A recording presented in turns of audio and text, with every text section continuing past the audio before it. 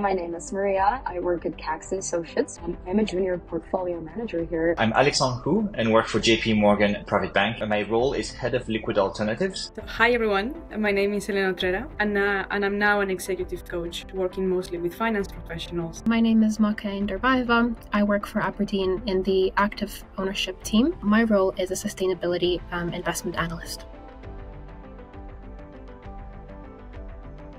So the thing is, no day is exactly the same for me. I get into work around 7:30 a.m., but my job involves kind of knowing what's been going on in every time zone. So I spend the first hour or two trying to read on all overnight news in Asia, as well as looking through the investments in my portfolio, analyzing whether something has performed well and maybe I should take profit, or maybe add to a position or exit it if it's not working. So it's all about building tools, building a solid network, being able to get as much information as you can. But it can also be quite a social role. So every day we might have 2 or 3 meetings in person. Then when we finish work around 7 p.m., say at least twice a week, we'll go to coffee with colleagues or drink or something like that. So it's fun too. An average day in the life for this type of role is extremely exciting. It combines quantitative analysis, where we have to analyze some of the hedge funds and strategies we're assessing and proposing for our clients, but also qualitative, where we actually meet the hedge fund managers, we meet their teams, and try to have a qualitative opinion around what they're trying to achieve. That is that you're constantly changing, because markets are always changing, the world is changing. And you can try to build tools and talk to others to better understand it. And then within seconds, everything can change, and you have to tackle, everything you're trying to do from a different angle. The best thing about my job is really about meeting these portfolio managers and their teams. They are among the smartest people on the street in terms of financial markets, in terms of what they're trying to achieve, and it's extremely humbling, and I learn a lot from them. So one of the best things about a job in finance is the people, the high caliber of the people that you meet. So it's people that are driven, that are committed, that are very focused. So you can learn a lot from that profile. And it's also a job where you have exposure to a high level of responsibility very early on. So this is beneficial, especially if you're starting your career. It allows you to grow. The best thing about my job is the amount of collaboration and how much you learn every day. Because we look at so many companies at once, I think you can get a lot of exposure to a lot of different areas. It's not like the Wolf of Wall Street.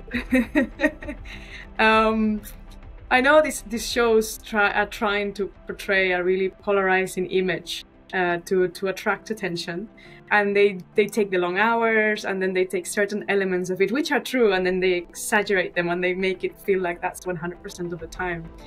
But no, it's not. It's not like the Wolf of Wall Street, and also it's not as glamorous when you're there in front of your laptop or your computer. You meet a lot of diverse people, and some are what you'd expect to see in a movie. Others are more normal, what you'd expect to see in a standard office job, I guess. And at the end of the day, I think these movies show you you have to be cutthroat and determined to win no matter what, which in my experience is not the case. I found that you build a solid network of people around you.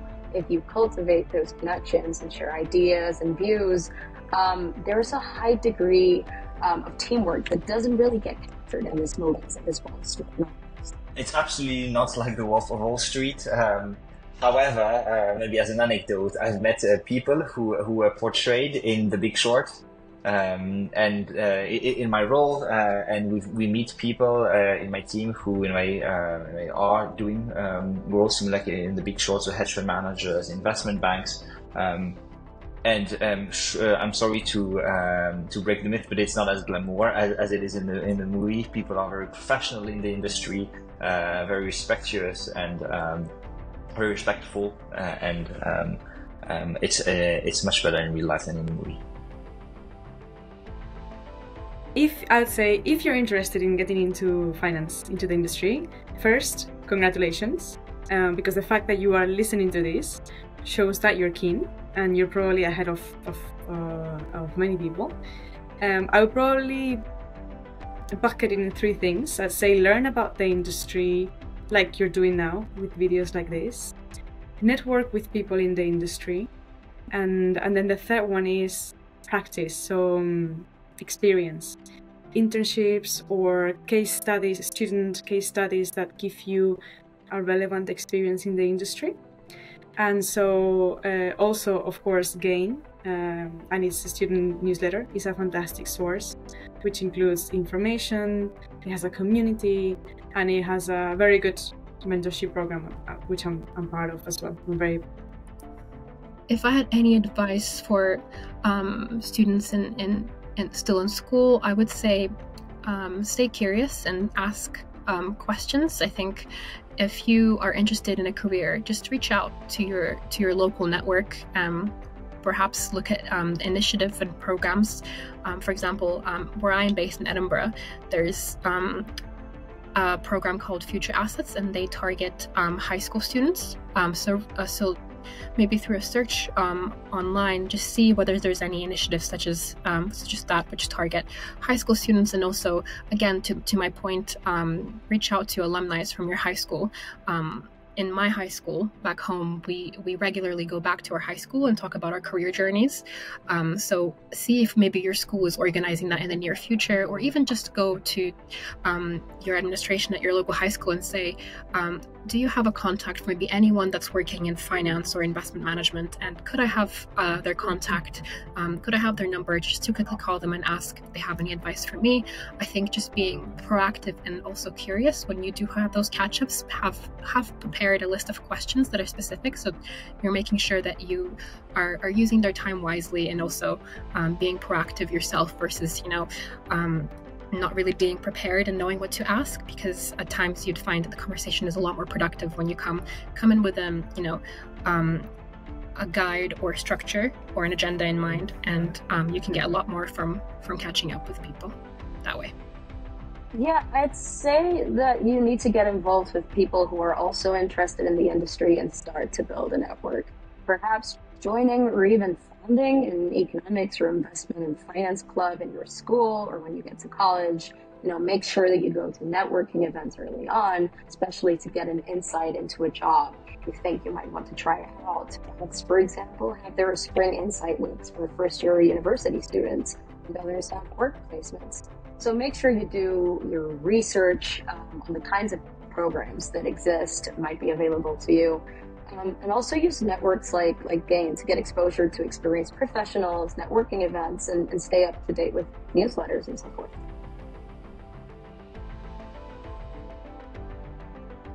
Getting informed, getting up to speed on financial markets and the financial industry will be very helpful.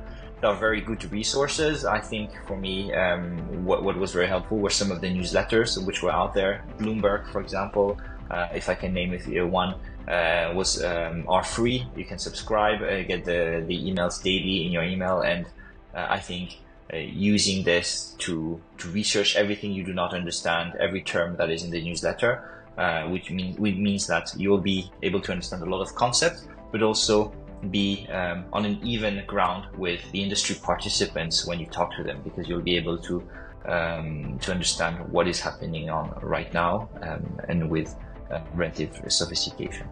Yeah, I guess adding to the above, it also doesn't hurt to start getting used to reading financial reviews through The Economist, the FT, the Wall Street Journal. A lot of the articles can be complex, but you can get free trial subscriptions, and I think it does help. There are some good podcasts, such as Planet Money, Animal Spirits, and the Option Alpha podcast. And this last one actually offers free courses that teach you the basics of trading, essentially. And then I'd also recommend reading the Market Wizards books, all of the volumes, because they interview the most genius investors that have ever existed. So I still read them, I still reference them, I highly recommend them. Yeah, I think resources that I'd suggest is a few podcasts. So I listen to the Gain podcast, I listen to The Economist for recent news updates, and also I read the Financial Times quite regularly, also CNBC and different news outlets. I would keep in mind reading those regularly as well. And I also enjoy the podcast by Amplify Me. I regularly listen to that one as well. And it's and podcasts do a really great job, including Gains and Amplify Me's podcast to simplify a lot of the complex topics. And if you're just working on a school assignment or university assignment or going for a walk and you just have that playing in your ear, you'd find it a lot more comfortable when approaching difficult topics like, discounted cash flows, mergers and acquisitions. If you've heard that before, you're less intimidated when you're discussing it in a professional setting or an interview. So I would recommend regularly reading articles, and if you don't understand something, ask a friend, maybe discuss it with them, and you'd be in a lot better position 1 year down the line when you're applying to applications where these topics may come up for the first time.